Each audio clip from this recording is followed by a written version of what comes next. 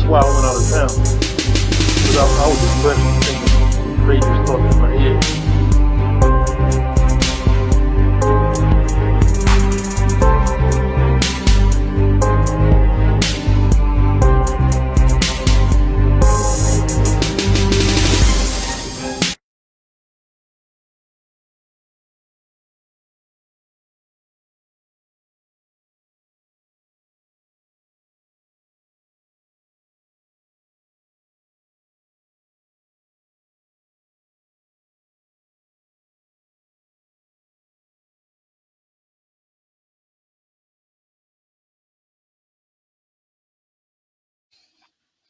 I grew up in a small town in Maryland in Prince George's County called by the name of Fairmount Heights. What about Dolores Chapman? I told you about her.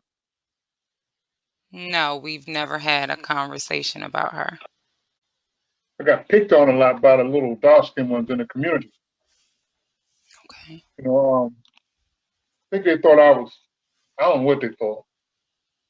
They picked on me a lot, and I didn't know how to fight growing up. My mother, I don't know, to this day, I can't figure what her thinking was.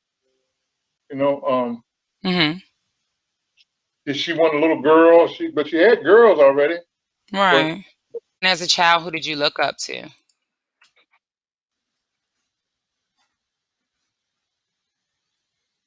My father. One I love, two she loves, three she's true to me. Clifton T. Perkins had said they did a psychiatric evaluation on me, said I had an IQ of 45 and I was functionally illiterate. Did they send you, while you were there, did they send you to a mental institution? Well, yeah, that's what I'm leading up to. Oh, okay. Clifton T. Perkins was a mental institution. They sent me to Okay. that, but that was pre-trial. Oh, okay, okay. Pre-trial. But after, there was nothing stupid about me. I just couldn't verbally communicate without stuttering, right? And I didn't want to stutter. So, but a guy named Nick Bagley told me about a program at a place called Patuxent. Patuxent Institution. It was for like, it was first opened in 1955 for a thing that Maryland called defective delinquents. Okay, under defective delinquents, you could get 3 years in court, but they could take you there and hold you for the rest of your life while they work on psychologically, right? Okay. Psychiatry stuff. But it really was a hellhole. Really was. It was just another way to hold some blacks in prison forever. Because under the defective delinquent law, nobody got any help. In 1975, ACLU fought them so hard until they did away with defective delinquent and went into a thing called eligible persons. The criteria for eligible persons were people with emotional imbalances, educational deficiencies, and psychological, how do you say somebody is, they call stutterers with violent tendencies, people that were psychologically handicapped. Okay, okay, I understand. I fit right into that criteria. So, but they didn't have any lifers there at Patuxent. So when, in 1978, they started Patuxent's, they opened it up to lifers. And I was one of the first lifers to go in it. Okay. So, but by 1978, I had memorized portions of the dictionary, all of the criminal code in Maryland. All I did was read and study in prison. I worked as an institutional plumber. I learned the plumbing codes and became a plumber, apprentice plumber while in prison. Okay. In prison, the first prison I was at was called the Maryland Penitentiary.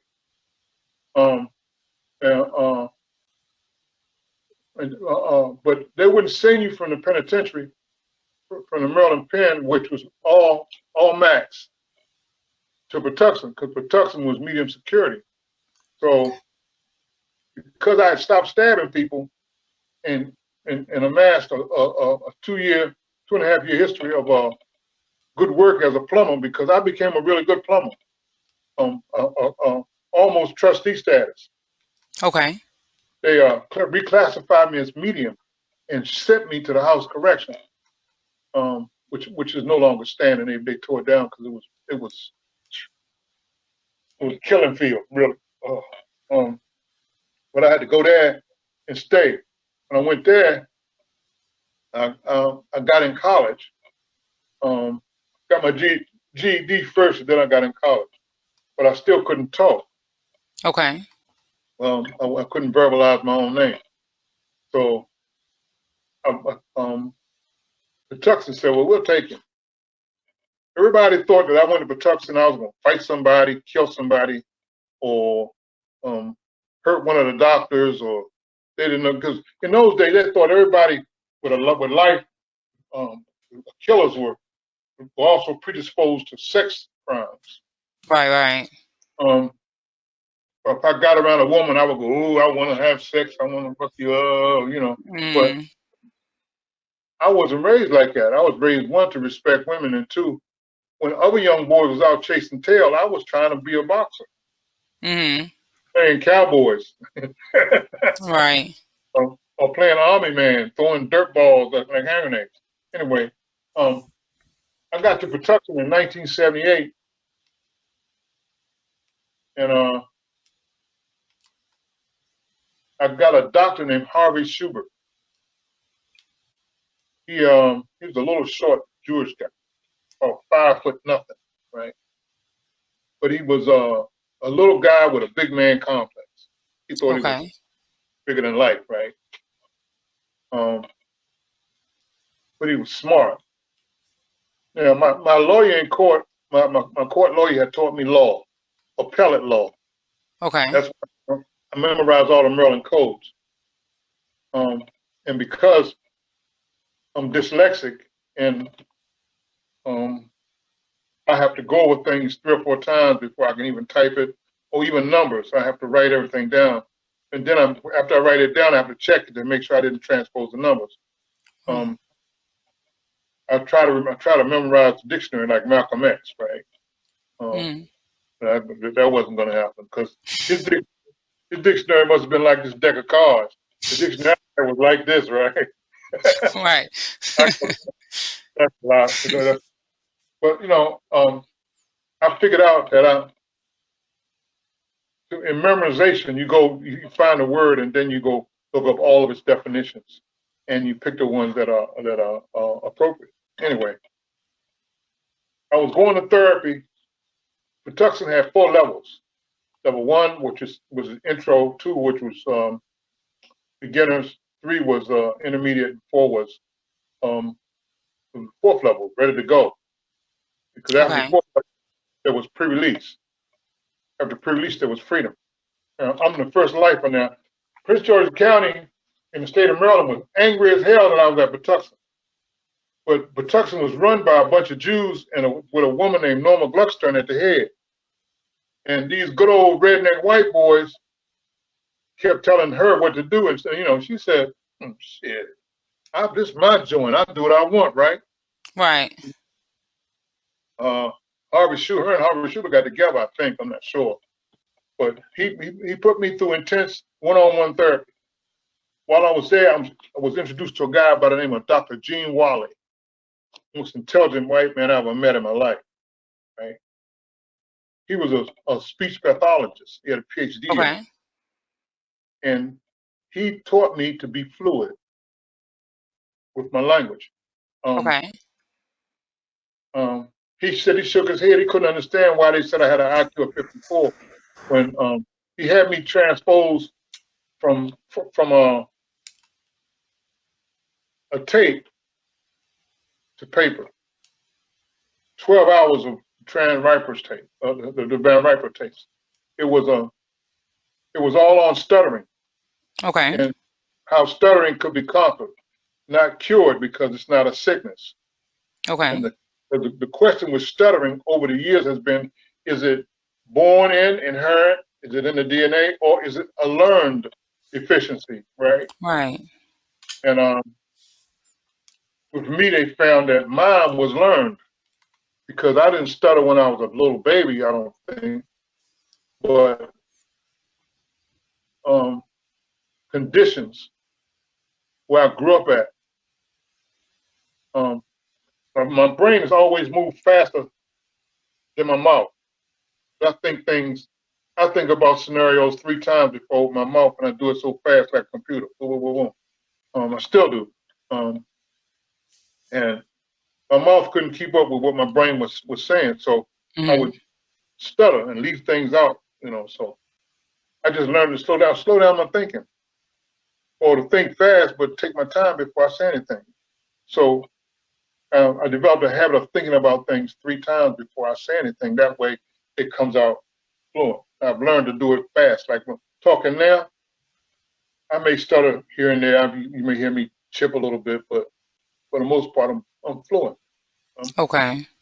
Pretty fluid. The stutterers always stutter. They're never not a stutterer. They're always a stutterer. They just are more fluent than they used to be. Okay. We come up through societal norms as far as that goes. Anyway, I conquered my stuttering while I was at Patuxent. I got certified as a plumber because I went through a plumbing course, an actual school at Patuxent. I also went to college and got a associate's degree. And every year they take you in front of a board, and it was called an evaluation board, the EP, Eligible Person Evaluation Board. And that was to see if you would continue in the program or they let you go, give you a shot. Right? Okay. So there was guys at Patuxent who had been there for 10 years. Some guys been there for 30, and they couldn't get out. Under the eligible person program, the other 3 units, units 3, 4, 2, 3, and 4, they were a lot slower putting people out. Okay. They were worried about, is it going to do this? Is it going to kill somebody? Is it going to rape again? But I wasn't a rapist, and they were pretty sure that if I got in a fight, somebody had to do something to me. Okay. So when they work with me to keep me from putting myself in positions where people would do things to me, so I wouldn't have to act out. Okay. Okay. And I will admit, I believe I was bulletproof. I couldn't be hurt. I couldn't die. And I'm the best fighter in the world. Couldn't nobody beat me. So I didn't worry about the positions I put myself in because I could always fight my way out of it or hurt somebody, Because, while I was in the penitentiary, I learned martial arts, Yeta form of Kung Fu. I'm good at it. So I was like a triple threat. I could outthink you, outbox you, and I kick your ass, right? So I told Mr. Schubert to put me up for a parole. He said, he said, you might get it, but I had to go before the unit because there was like 4 psychologists, a psychiatrist, and a social worker on the unit. Oh, let me ask you a question. So this was in 78 when you did that? 78 when I went to Patuxent. When I came out of Patuxent was 81. Okay, so when you're saying that you went, he told you you may could get it, go before the board for parole. What year was that when you first tried? 80. Okay, so in 80. So from the time you got there was 78, and then 80, which would have been 2 years later. Yeah. Okay. And that was unheard of. So let me just ask you. Let me ask you one question. Well, 2 questions. And just quick questions. So when you first got convicted, that was in 1970, correct? 1971. Okay. Yeah. 1971. 1978 is when you went to Patuxent, and then 1980 is now where you're going for parole or trying to get parole. And what would natural life be considered back then? back then, everybody thought natural life meant you stay till you die. Okay. But they weren't reading the statutes properly. Okay. So when they convicted you and they told you, Ralph Wilkins, you have life in jail. In your mind or in your lawyer's mind, what was conveyed to you how many years you would do? Just for the understanding for everyone that may listen. My lawyer said everything is not the end. Okay. Don't worry, we have an appeal. Okay. And I immediately started reading because he didn't sentence me to life. He sentenced me to balance of my natural life. Right. Okay. This old redneck cocksucker Judge Boyd, he was really hateful. He wanted me to die in prison. He didn't understand the law. You know, he was so enraged that because I looked at him with that, I gave him that, right? And he said, "Oh, I'm gonna put this nigga away forever," right? He wanted to give him a penalty, but the jury came back guilty without capital punishment. Guilty of first degree murder without capital punishment. And they should have came back not guilty because it was clear I didn't do it. But they was intimidated. There was 4 black people on there that was intimidated, and he just pushed them around like chess pieces on the board. So I'm gonna get to the part about Dolores Chapman. When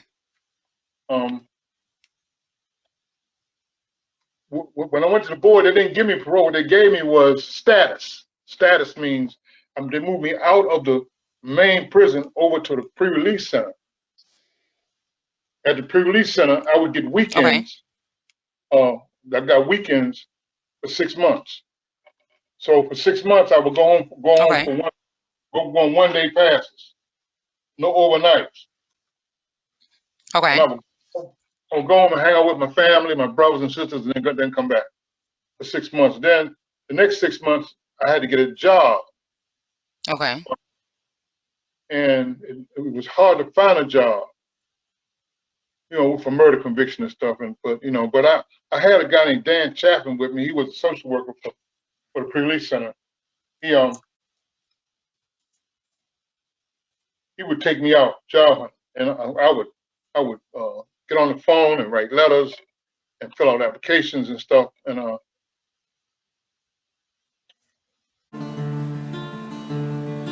one I love, 2 she loves, 3 she's true to me. But the only job I could get was like at a truck stop. Okay. Washing dishes, because that's really what Patuxent wanted me to have, because they wanted me close, because I had a life sentence for murder. They want, and then this was my second murder conviction. I had a manslaughter conviction prior to that, right? What year was that in? 1967. Okay. Got in a fight and it didn't go well. Anyway, I was out in Baltimore looking for a job. I've been talking to this girl, Dolores Chapman, on the phone. Dolores Chapman was somebody who was introduced to me by a guy named Irvin Elliott. Real messed up guy, but he called himself befriending me. Everybody thinks, they look at me and they would think I was stupid or somebody they could like play game with or con on or something like that. But then here's the rub is, he's dark skin, I was light skin. He said, got this nice girl for you. You can look up, get your rocks out the sand. Okay. So I talked to her on the phone and we agreed I could come by and get my rocks out the sand. Fine. Right. So, but and I admit when I called on the phone, I would talk. I would make promises and all kind of stuff and say, "Oh, we're gonna be this. We're gonna be girlfriend and boyfriend. You're gonna be my woman." All that. So I had never seen what she looked like. I don't know. I didn't know. I didn't really care, right? All I knew was that I was horny and it was, and I ain't had to pay for it, and I ain't had to wrestle for it. So I got her address, and I didn't tell her I was coming that morning. I went by there, knocked on the door, and she said, who are you? I said, it's me, Ralph. She said, oh, you out? I said, well, I'm out trying to find a job. I got the police with me out there. I said, but can I have some of that right now? She said, well, come on. I said, no, he told me he wanted to see my head. He wanted, because the way she was in an apartment complex or what do you call it? The hood. She was Okay. in and there was a glass in the door, and he could sit in his car and look at me, right? Okay. He just wanted to cover his own ass. He didn't want to run off. But I had talked to him and cultivated a relationship with him because most of the guys at Patuxent, all the white guys were sissies or child molesters or guys who murdered their whole families and shit like that. Patuxent was actually set up for rich white people to go in there and stay for 4 or 5 years and get out, Okay. regardless of how much time they had or what whatever. Because Patuxent, when you got committed at Patuxent, it was called a civil commitment, and they took you out of the Division of Correction. You were no longer a prisoner in the Division of Correction. Okay. So Patuxent could release you or send you back. They could call any kind of shot they want over you, right? Okay. Anyway, so I said, look, I got to get in the doorway here. So she said, okay. She bent over and gave me some in the door. Okay. I got my man, boom, and I left, right? Okay. And I was working at the after I got my man, I didn't. She was short, kind of stocky, real dark, and she wasn't my idea of what I wanted to mess with, right? So, but she was good for a screw, so I did that, I know I'm being rotten and dirty, right? But that's the way I was those days, right? Okay. I never called her no more. Okay. So This is Dolores Chapman, right? okay, the Lord Oh, kept. okay.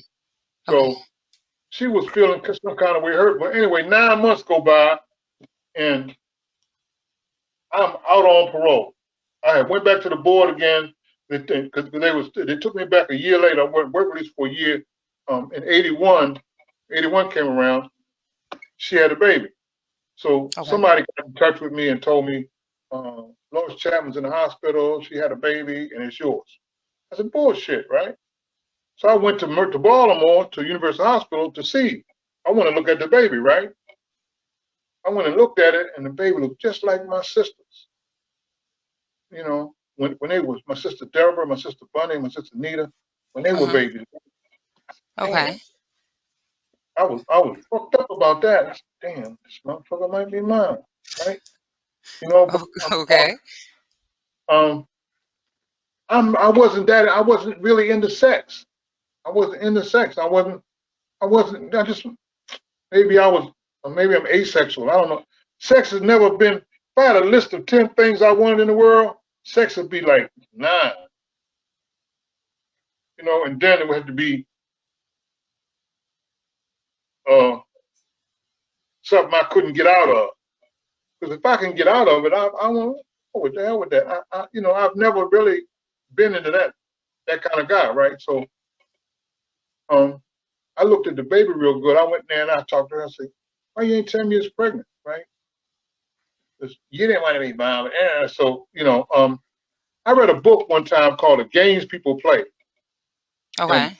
and one of the things that got me through life is being smart, being really, really smart. People playing games, women, how they cry alligator tears, and how they would manipulate you and stuff like that. So, You said women. women, yeah. Oh, okay. Just want to know.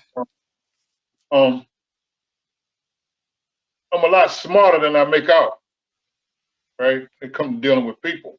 I read people really, really well, and I ignore stuff because I understand that I'm fallible, and two, I could be having an opinion about something, and I didn't have all of the information. Okay. Okay, so uh, I truly, that's the only time I've been tricked by a woman, and that was because I decided to let her trick me. I signed a birth certificate to the little baby, right? Okay. And I was out for like 730 days on parole, thing called community parole. And I went to Baltimore a dozen times to play with the baby, hang out with the baby, right? The little girl, Nicole. And, uh, and Dolores knew my mother, she knew my sister, she knew me. She knew my mother was interested in meeting the baby and all that good stuff. And my mother had went to Baltimore 2 or 3 times to visit with her. And one night I was coming home from work, and PG County Police, you know, they wasn't no sting. They was trying to set me up, send me back to prison, because PG County was really not happy that I was out. I mean, they had protests in Annapolis. That there was a Mothers Against Drunk Driving protest here. Then there was like 20 people over here with signs say, "Lock Ralph Wilkins back up." I didn't Okay, know hold on. anything. Let's go back just 1 second. I want to make sure that I'm clear. You went to jail in 1971 for Yep, murder, and then you got paroled in 1981. right. 1971, 1981. So you did a total of 10 years, and then whatever the natural life or whatever the judge thought it was going to be, that would be on parole the rest of that time. Yeah, yeah, yeah, Okay. yeah. Okay, gotcha. Okay. Uh, it was more than 10 years because I got convicted in 71. But the time in the county jail gave Oh, me actually 11 and a half years, right. which Okay. which is the legal minimum for a life sentence in the state of Maryland to be granted parole. Okay. Okay, gotcha. Um, so Patuxent they stuck to that, right? So that night, the police, they said I broke into a liquor store and they shot me in my leg. They locked me up. But it was a Sunday morning early. So I went to the magistrate, and they hadn't took me to the hospital or nothing. So the two cops, 2 black ones, a male and a female, said, "We think he broke into the store." So the man looked at me. I was in a suit. I was working as a bouncer in a nightclub on the weekends, right? A place called Tip Top in Bladensburg. And I wasn't dusty. I said, "Y'all, I'm not dusty and dirty. I haven't broken in anything." This is in 1981. 83. 1983. Okay. Yeah. And so he released me on my own reconnaissance because he said, "I don't believe he did it." But since the police was saying it, they had to charge it. Well, my name flagged with the state of Maryland, when they did that. So Patuxent called me. I said, "Yeah, well, they picked me up, but it wasn't me." The magistrate said it wasn't me. He didn't believe it was me because of my circumstances. I was dressed in my suit and tie. I was coming from my second job because they knew about my job. I was working as a plumber during the week and a bouncer on the weekends. I clean up and bounce and doorman, right, at a nightclub. And so they said, "Well, look, you're going to have to come back in for about 6 months, and then we'll let you back out." Now, mind you, while I was at Patuxent, a lot of guys with a lot less time than me would go out and they would bring them back for 6 months. They tell them 6 months, but they hold them 2 years or a year.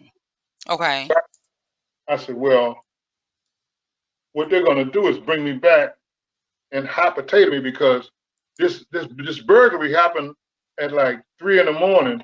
So they got a law in Maryland called midnight store breaking, and that's a life sentence. Yeah, that carry another life sentence." So I said, I know the law because I memorized that shit, right? I said, "No, I'm not going for that." So I went on a run. Boom. When I go on a run, Dolores Chapman get upset. So when I'm first on the run, I'm around DC area. So I'm hustling, breaking law, hanging out, just long enough to get some money. And I was living with a girl named, damn, I forget this girl's first name. Damn. Anyway, she was all right. Wasn't She important. was a lot younger than me, so but Precious, or I forget her name. Anyway, she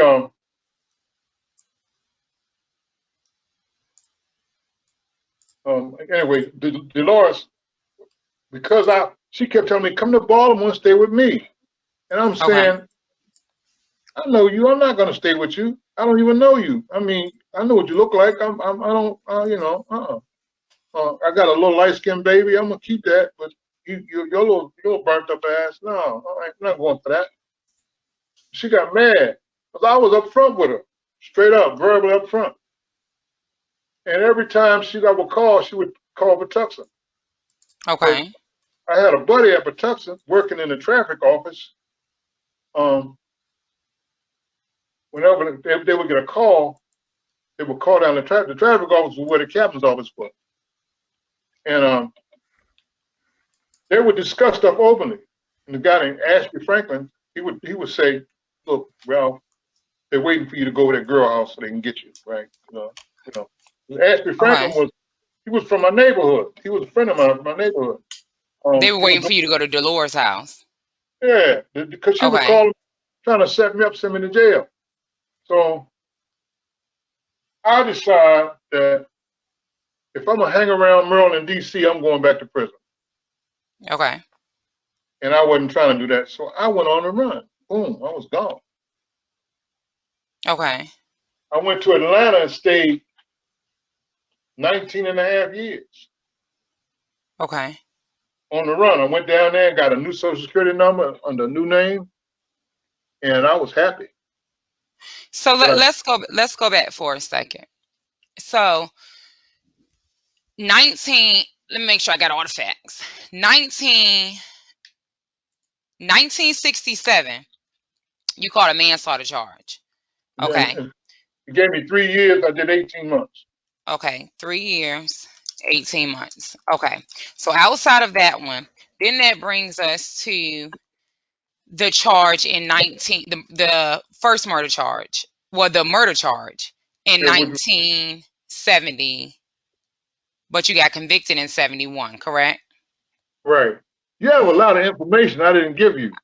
I do. And so once we go from 1971, you get convicted, and that was based around well, after 1971 you get convicted, you do 11 and a half years, you get paroled out.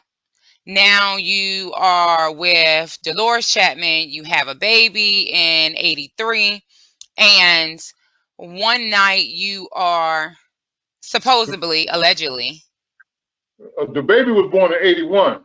I'm sorry, 81. Yeah. Okay, so you have the baby in 81 because she's 9 months. Okay, so you're right. So 1980 is when you ask for parole. They get you your work release. 6 months you do a day. They give you a day for 6 months. You can't stay overnight. Then they give you another 6 months where you're required to have a job. 9 months go by. She has the baby in 81. 83 is when you get, well, they want to bring you in for questioning for the liquor store, correct? Right. A robbery at the liquor store. Now, other than it being a robbery, was there any type of shooting there? One I love, two she loves, three she's true to me. Right. That's why I don't chase women. I'm not going to chase them because if I catch them and they're not Muslim, there's nothing I can do with them because I'm not going to have sex with them. But in your actual trial, the actual trial itself, not the appeal, in the actual trial itself, you stated that you were the one that did not do the shooting. So if you didn't do the shooting, who did the shooting? How could she not? How Right. could she not? Yeah, I felt it. Yeah, I felt like the root cause of all of that shit was me. Right. It didn't problem to me. Now, I was kind of, I think I was kind of grown into a man pretty quick for him, because I was the third born. the fourth born. You see, it was Clyde, Stuart, Maurice, and then me. I was the fourth baby, and I had all them four guys in front of me, the three guys in front of me to learn from. So